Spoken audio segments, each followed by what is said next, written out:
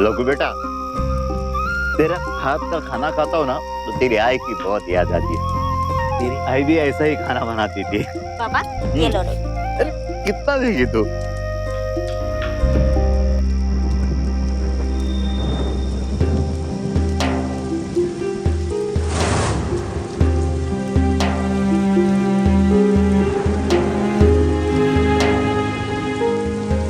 लक्कू बेटा, सोचा था बरसात के पहले छत दुरुस्त करवा लूंगा, लेकिन इतना बदनसीब हूँ कि वो भी नहीं कर पाया।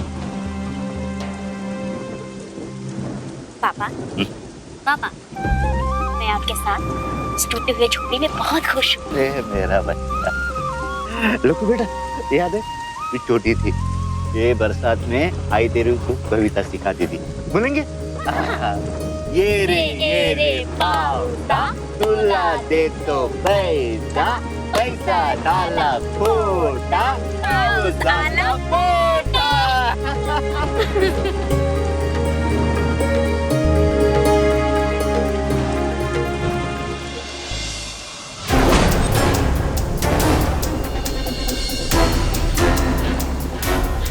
मुझे छोड़ दो, मुझे जाने दो, मुझे कुछ नहीं चाहिए, मुझे मेरे पापा के पास जाने दो, छोड़ दो। अभी अभी हमने 18 साल की लखू नामक लड़की के दो बिल्कुल अलग अलग रूप देखे। एक झोपड़े में तकलीफों के बावजूद अपने पिता के साथ खुशी से रहने वाली लखू अगले ही पल बिल्कुल विपरीत परिस्थिति में थी। कैसे? बेहद डरी सहमी लखू आखिर किससे भाग रही थी? महाराष्ट्र के रंजन गांव में रहने वाली लखू आखिर पुणे की चकाचौंध में कैसे पहुंची, जहां उसका सुख चैन खुशी सब कुछ छिन गया। आपकी सरकार निकम्मी हो चुकी है। पिछले दोनों बार आपने उसी सरकार को वोट किए हैं। क्या है आपकी सरकार ने? हाँ? आपके गांव में न रास्ते हैं, न लाइट है, न किसी के सर पर छत है। बताइए, जवाब दीजिए आप। मैं सिर्फ और सिर्फ आप लोगों को मिलने के लिए आपके गांव में आया हूं। इस बार आप हमारी पार्टी को वोट कीजिए। मेरा वादा है आप सब लोगों से, इस इलेक्शन में अगर आपने हमारी पार्टी को वोट किया तो आपके गांव में कभी अंधेरा नहीं होगा, हर एक के सर पे छत होगा। बेटा, गांव के हर आदमी को ये हमारे दिलीप साहब हैं। इनके परिवार को हम बहुत बरसों से जानते हैं। 15 साल पहले इनके बाबा आए थे यहाँ इलेक्शन लड़ने के लिए, तब हमने उनकी बहुत मदद की। तब उन्होंने अंग्रेजी में हमसे कुछ कहा था क्या? Thank you. बाबा, तब तो ये आपको बहुत अच्छी तरह से जानते होंगे। पता नहीं बेटा, तब ये बहुत छोटे थे ना, पता नहीं ये पहचानते भी है या नहीं। बाबा, साहिब से कहो ना, वो हमारी घर की छत ठीक करवा दे। ये बात सही है, अभी उन्होंने कहा ना कि हम छत भी ठीक करवा देंगे। मैं कहूँगा बेटा। बातें जरूर है। अरे बकवास कर रहा है ये। बस ऐसे ही खाली फोकट भाषण ठोक के चले जाएंगे। एक बार वोट मिलने दो, फिर दिखेंगे भी नहीं। ये इसके जैसे बहुत आए और झूठे वादे करके चले गए। ये भी ऐसा ही करने वाला है। तू बट, तुला काय कळतं काय त्यात? अरे हे साहेब सांगतात ना, ते सगळं खरं सांगतात। अरे काका, ये सब कुछ नहीं करने वाला। ये आपको बेवकूफ बना रहा है ये। ए जानिया, इस टाइम चुपचाप यहाँ से निकल जा, वरना। चुप बैठ तू। चले निकल इधर से, भाषण मिशन बंद कर। चल, तेरे को बोलता हूँ मैं, दिलीप बाबू, भाषण मिशन सब बंद करो। घेऊन जा रे त्याला। नहीं छोड़ूंगा तुमको दिलीप भाऊ, मैं बोल के रखता हूँ। चल बंद कर सब कुछ, चल बंद कर दिलीप भाऊ। हे बघा, या सगळ्या गोष्टी अशा होतच राहणार। महेंद्र, या सगळ्या गोष्टी लक्ष ठेवा। अरे पाटील साहेब, थँक्यू कसलं, आता सगळी कामं होत राहणार आहेत। लक्ष द्या, आपण इलेक्शन जवळ आलेत। हा, नमस्कार। येतो साहेब, राम राम राम साहेब। राम राम राम। मी हा रामदास शिर्के आणि ही माझी पोरगी लखू। अच्छा, पहचाना? रामदास शिर्के, वो 15 साल पहले आपके बाबा आए थे ना इलेक्शन लड़ने को, तब आप छोटे थे। वो इलेक्शन के वास्ते तब मैंने बहुत काम किया था और उन्होंने मुझे थैंक बोला था। थैंक रामदास शिर्के। रामदास काका।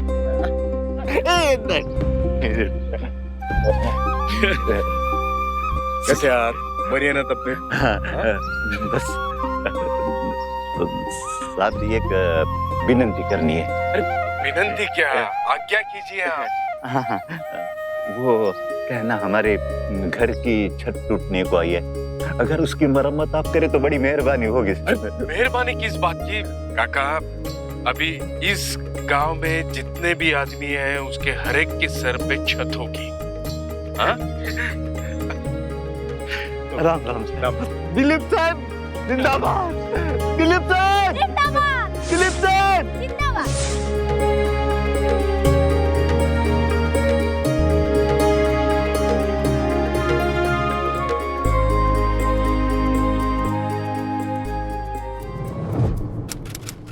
नमस्कार रामदास काका। नमस्कार। बोला, कैसे आना किया? साहब ही लखू, राम राम साहिब। तो मैंने वो सभा में ओळख करके दिया था ना। हो, मी ओळखतो ना, बेटी ना आपकी। हाँ साहब, तो क्या है ना, जब तक आप यहाँ हैं ये आपका खाना पीना और चाय सब देखेंगे। हाँ नहीं नहीं, क्या जरूरत है इसकी? साहब ऐसा मत बोलो, इसकी क्या जरूरत है मुझे? क्या है ना साहब, आपने हमारे लिए इतना कुछ किया तो मेरा भी फर्ज बनता है ना कि आपके लिए कुछ करूं। नहीं रामदास काका, सच में इसकी कोई साहब, जरूरत आप नहीं मत है। बोलिए, मुझे अच्छा नहीं लगेगा। साहब आपको पांडुरंगा की शपथ है, क्या कर रहे हैं? मुझे अच्छा लगेगा साहब। ठीक है। राम राम।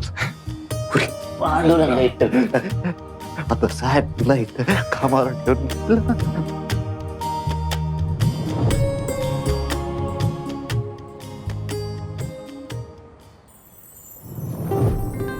अरे लखू, वो जैकेट लाना मेरा।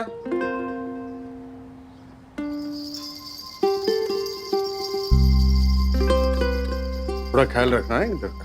जाके आता हूं मैं।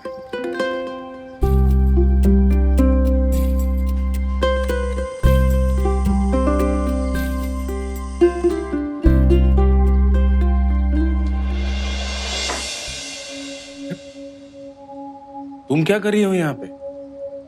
सामान जगह पे रख रही थी साहिब।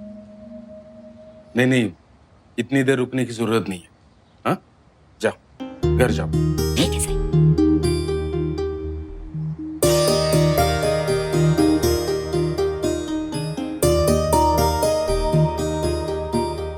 क्या कर रहा तू? छोड़, क्या कर रहा है तू? मेरे को कितनी बार बोला मैंने, ये नेता वेता मेरे को पसंद नहीं है। क्या को जाती है उसके पास काम करने को? मैं तेरी नौकर नहीं है कि तू जो कहेगा मैं वही करेगी। ये नाटक मत कर तू। मेरा बाजू छोड़ दे वरना आयशा को तुझे काट कर दूंगी। क्या है? क्या बदतमीज है? छोड़ो उसे। साहब, ये मेरी मंगेतर है कि मैं इसके साथ जो चाहे कर सकता है, तुम बीच में नहीं पड़ने का। दूंगा ना कान के नीचे, अक्ल ठिकाने आ जाएगी। चल निकल यहाँ से, चल। चल, यूं नहीं जाना। चल भाग यहाँ से, चल।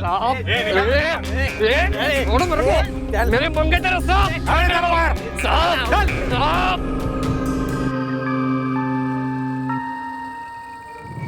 साहब। अब लखू को अपने साथ पुनः ले जाइए। यहाँ रहेगी वो तो जैद उसकी जिंदगी खराब कर देगा। साहब आप उसको ले जाइए और कहीं पर भी काम पे लगा दीजिए। क्यों रे लखू, जाएगी पुनः? अरे साहब उससे क्या पूछते हो? आप करके आपने उसे जैन के चुंगल से बचा लिया। इस गांव में किसी में हिम्मत नहीं उसे झगड़ा करने की, उसे पंगा लेने की। मैं हाथ जोड़ता हूँ, पाँव पड़ता हूँ आपके, आप ले जाइए इसको। फिर भी मेरे लिए उसकी राय जानना बहुत जरूरी है। हाँ?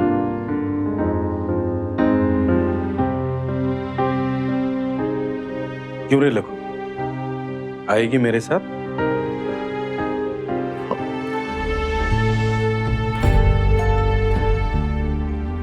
लखू ने बिना कोई सवाल जवाब किए अपने पिता की बात मान ली और दिलीप के साथ पुणे जाने के लिए तैयार हो गई, ये सोचकर कि ऐसा करने से घर की आर्थिक स्थिति में सुधार होगा। लेकिन क्या ये सब इतना आसान था? क्या लखू शहर के कामकाज के ढंग को समझ पाएगी? क्या वो शहर के माहौल में खुद को आसानी से ढाल पाएगी? ये कुछ ऐसे सवाल थे जो लखू के मन में तो थे, लेकिन उसने इन्हें जुबान पर नहीं आने दिया और चुपचाप दिलीप के साथ चल पड़ी। हाँ ठीक है, बाद में बात करेंगे। अच्छा ओ, प्रवास कसा झाला? अरे मस्त झाला. व्हेरी गुड आहे.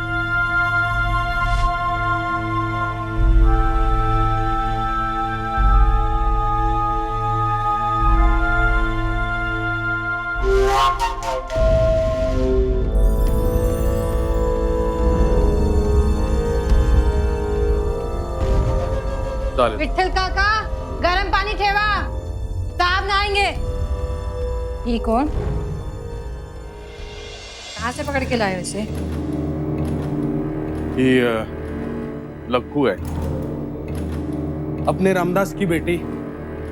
मैंने बताया था ना, पापा का जो कैंपेन था उसमें मदद की थी. आज से यहीं पे काम करेगी वो. कितने दिन तक टिक पाएगी यहाँ?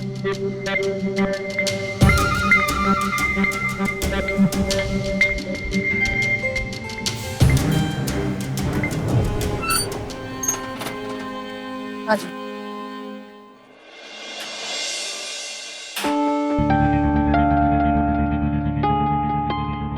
आज से तू यहीं रहेगी. तुझसे पहले जो लड़की यहाँ रहती थी ये सब उसी का सामान है. अगर तुझे कुछ इस्तेमाल करना है तो ले ले. मुझे नहीं लगता कि अब वो वापस आएगी. ठीक है? कुछ चाहिए तो बता देना.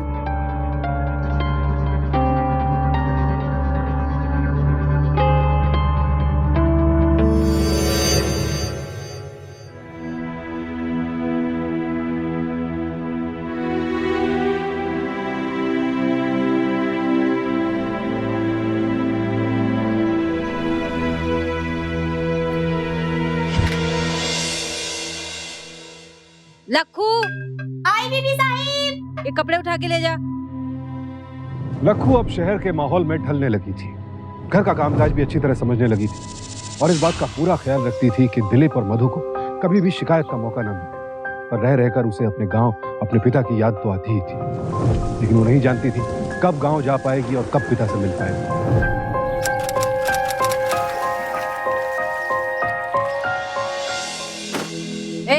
सुन, कितना टाइम हो गया तुझे नहाए को? मैं तो रोज नहाती हूँ बीबी साहिब. रख इसको. सुन, इससे नहाया कर. ये शैम्पू है बाल धोने के लिए और ये सोप, साबुन, समझी? और नहाने के बाद ये पहन लेना. अब सारा काम धाम छोड़ के जाके नहा ले. ये लेता हूँ. चल जा.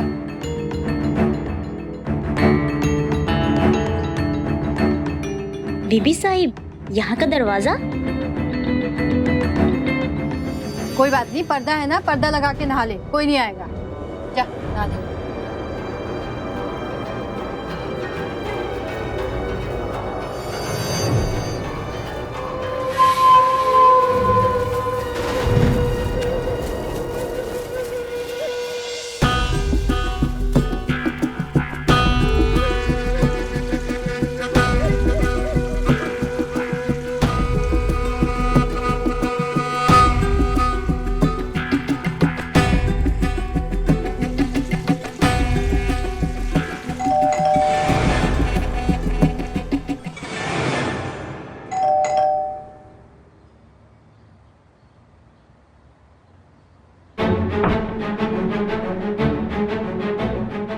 राम मालकिन भाई.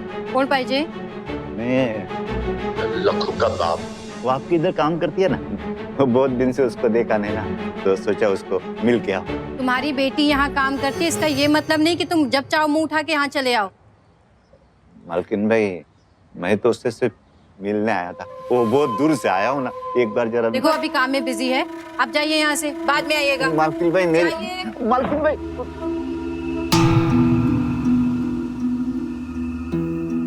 एक पोर गिला था कुठं बघून या.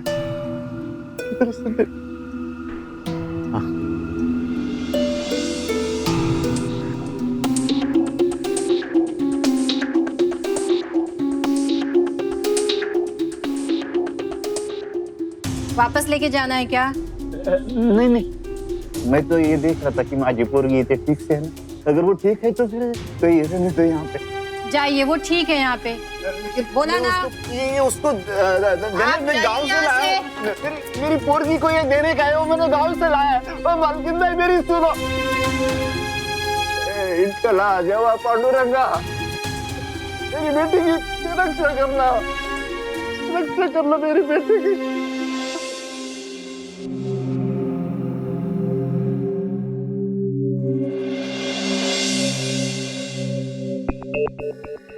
अब लग रही है ना कुछ? मैंने अभी अपने बाबा की आवाज सुनी। अपने बाबा के बारे में सोचना बंद कर। उनके बारे में सोचती रहेगी तो उनके लिए कभी कुछ नहीं कर पाएगी, समझी? चल जा।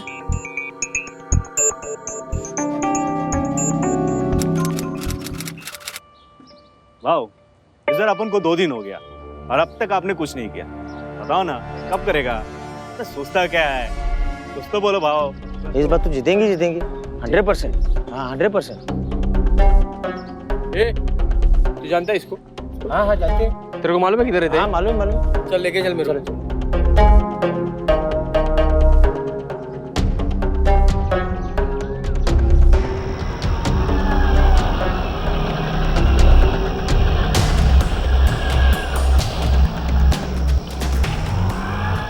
ऐसा करो भाव, मैं वॉचमैन को संभालने का और आप ना पीछे की तरफ से इधर घुस जाने का, ठीक है?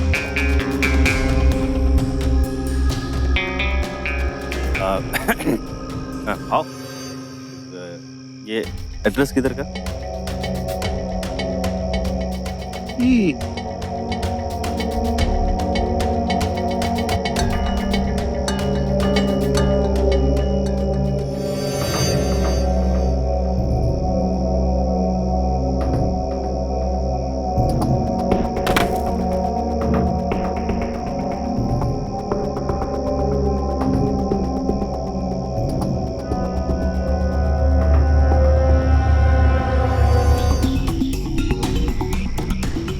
कौन है? वॉचमैन जल्दी आओ। आओ मैम साहब। क्या हुआ? वो देखिए। क्या हुआ मैम साहब? अरे वॉचमैन, जा जल्दी बात। कौन है? ए रुको, ए कौन है? ये तो लाखों के रूम से निकल के गया ना? क्या? अरे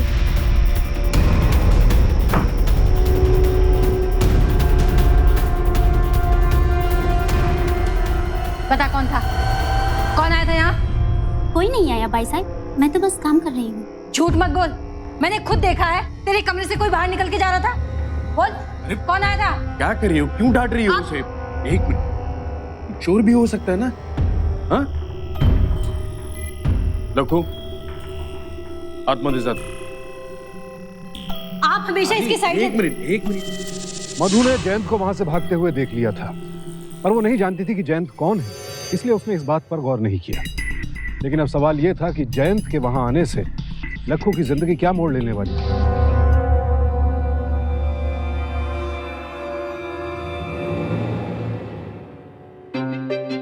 लखू, जा साहब के लिए बर्फ लेके जा कमरे में। मैं? हाँ तू जा, उनको बर्फ की जरूरत है। जा, मेरा मुंह क्या देख रही है?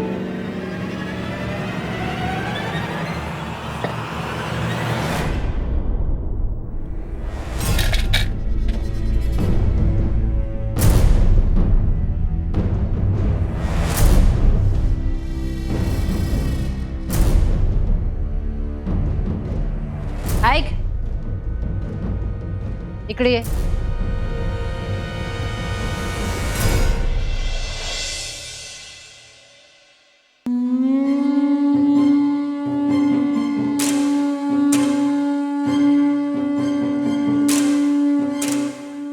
पीछे को.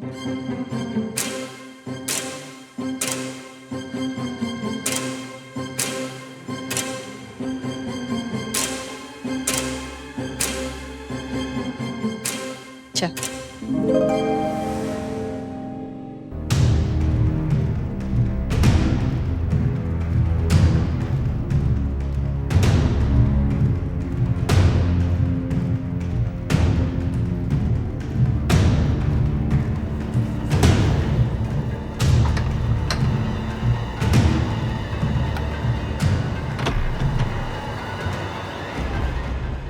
साहिब, हाँ बर्फ.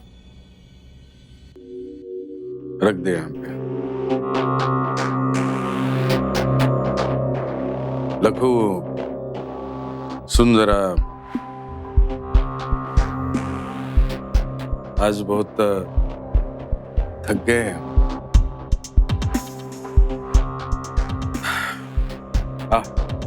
थोड़ा पाँव दबा के दे दे। आजा आजा आजा।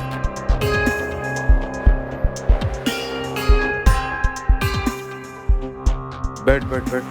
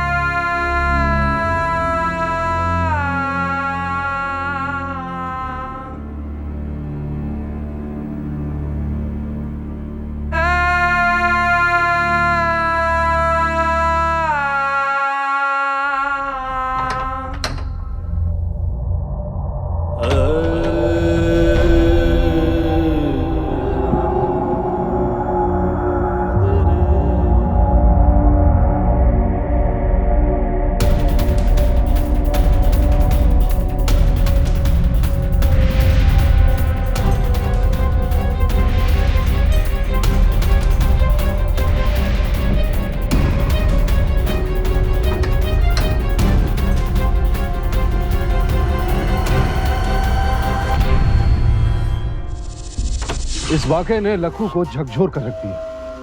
अपने बाबा की परिस्थिति देखते हुए उसने खुद को दिलीप के हवाले कर दिया। पर दिलीप इतने पर ही नहीं रुका।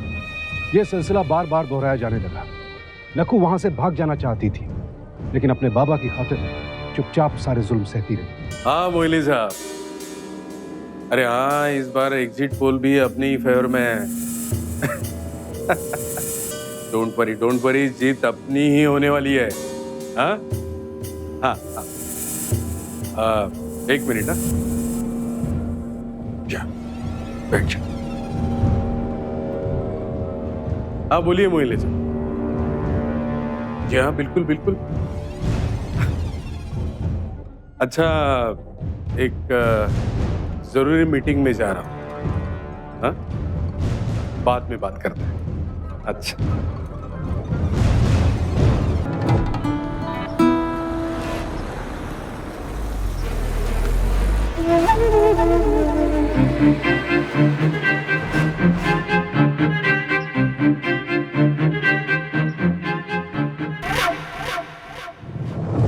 पापा कैसे हो? मला सांग, तू कैसी है? बेटा तू जब से गई है ना, मेरी कोई खबर बात नहीं। बहुत चिंता हो रही। तू ठीक से है ना?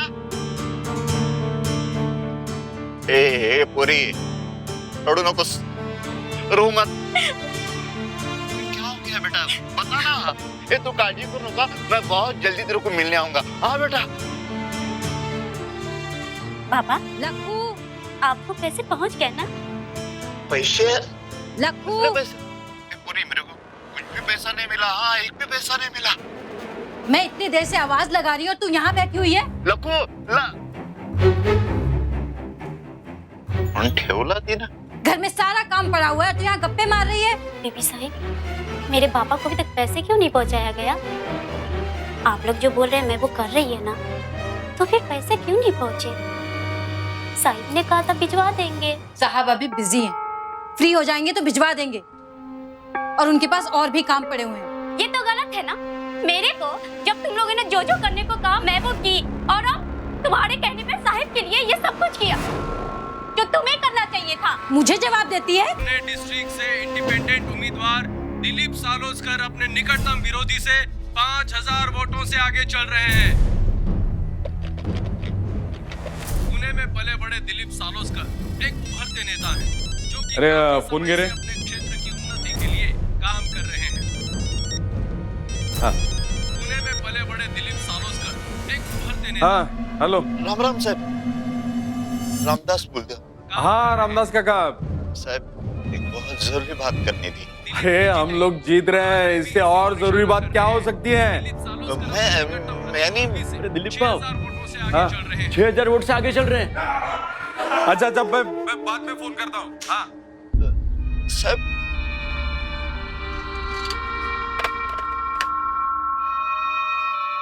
देखिए, वैसे कोई सीरियस बात नहीं है। आप एक काम कीजिए, उनके पति को बुला लीजिए। पति को? जी, क्योंकि वो माँ बनने वाली है। Okay, thank you. It's okay, bye.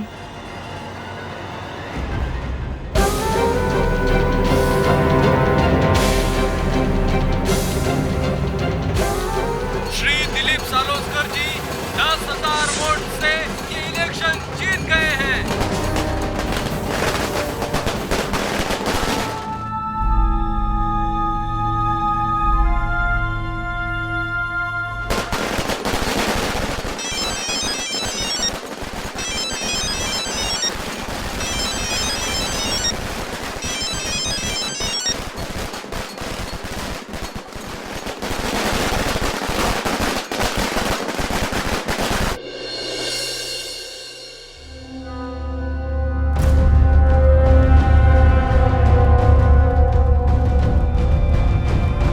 Dilip भाव, दिलीप भाव, दिलीप भाव, दिलीप भाव, दिलीप भाव, जिंदाबाद। अरे मधु, हम जीत गए। हाँ, पर यहाँ एक बहुत बड़ी प्रॉब्लम हो गई है। क्या? उतर उतर। हाँ बोल। लक्खू प्रेग्नेंट हो गई है। मैंने कितनी बार कहा है कोई प्रोटेक्शन नहीं हो, आप मेरी सुनते ही नहीं है। ये सब बकवास करने का वक्त नहीं है, समझे ना? कहीं पे लेके जाके उसका एबॉर्शन करवाओ, समझे? ओके।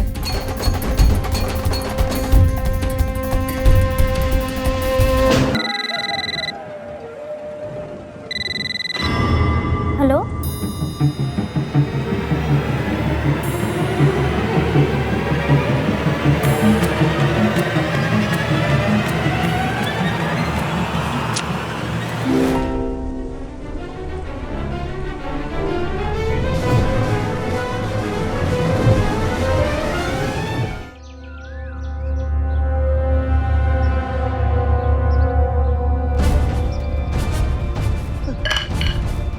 लक्कू, लक्कू,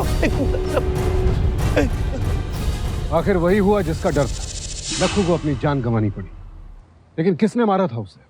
कौन था लक्खू का कातिल?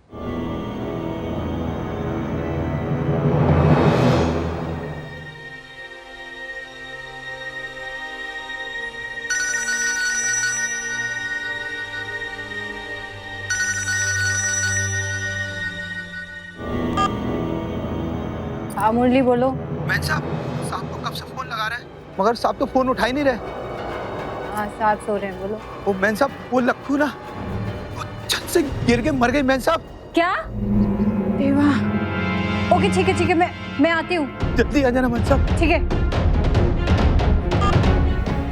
आओ। अरे उठा। अरे जाना जो बुदे ना जा। अरे उठा ना। अरे सुनो, लक्खू। हाँ, क्या? अरे वो लक्खू को, वो छत से गिर गई है, लक्खू मर गई है।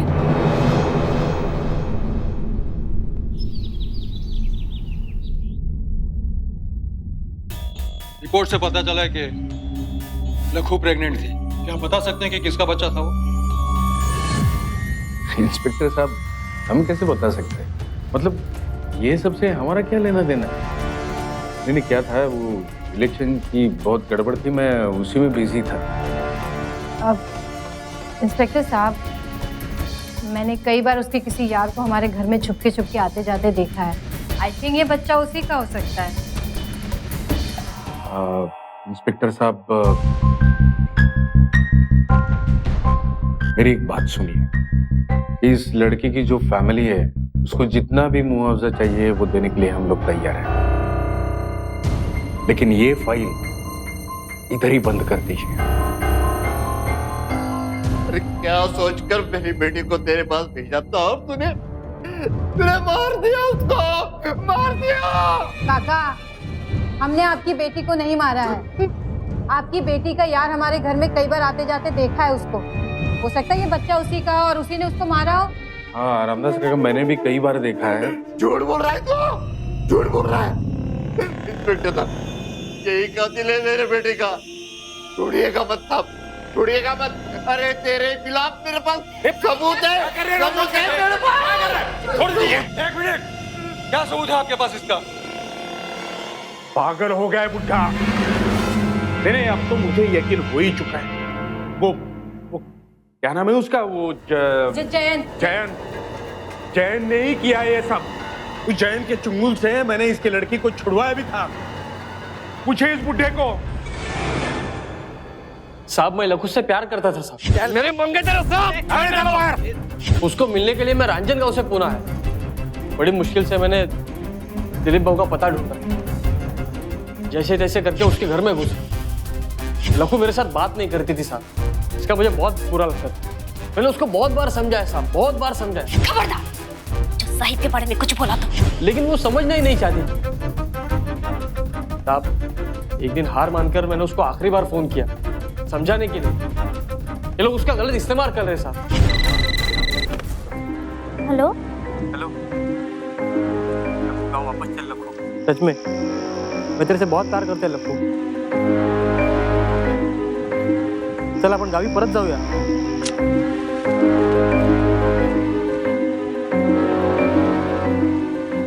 तू मुझे माफ कर दे, जो मैं तेरे को बहुत ही गलत आदमी समझी। तुझे पता है ये लोग मेरे साथ कितना बुरा सलूक कर रहे हैं यहाँ।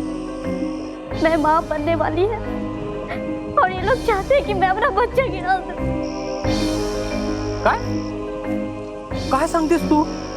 अरे कोण आहे तो हलकट? कौन है वो हलकट साला?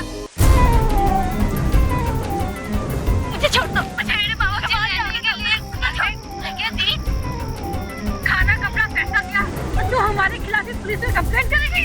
मुझे कुछ नहीं चाहिए, मुझे मेरे बाबा के पास जाने दो। हम इतना बड़ा रिस्क नहीं ले सकते। हेलो लखू, कौन हो रहा? तो दिलीप का करियर खत्म हो जाएगा।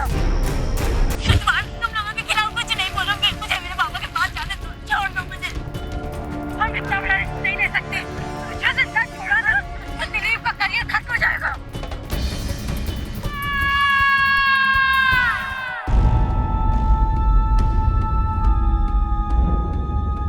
ये क्या किया रे तूने? मेरे को बोलती थी बाबा, और मेम साहब नहीं, मेरी आई है, ऐसी आई उसकी।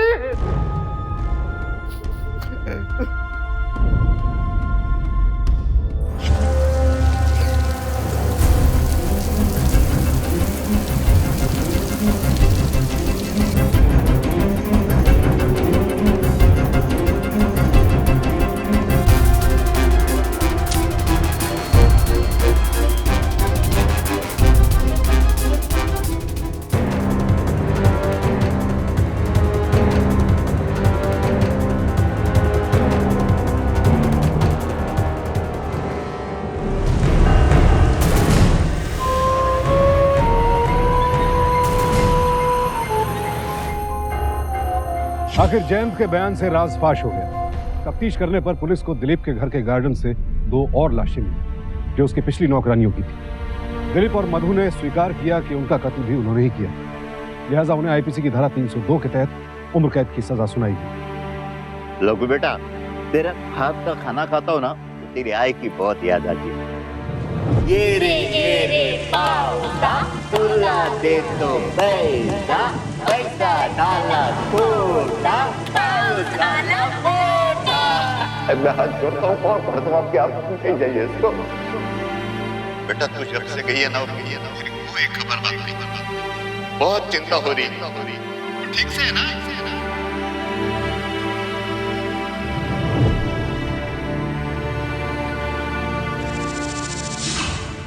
अक्सर देखा गया है कि छोटे गांवों से माता पिता अपने बच्चों को शहरों में किसी के यहाँ काम करने भेज देते हैं, लेकिन बिना जांच पड़ताल किए ये कदम उठाना घातक भी साबित हो सकता है।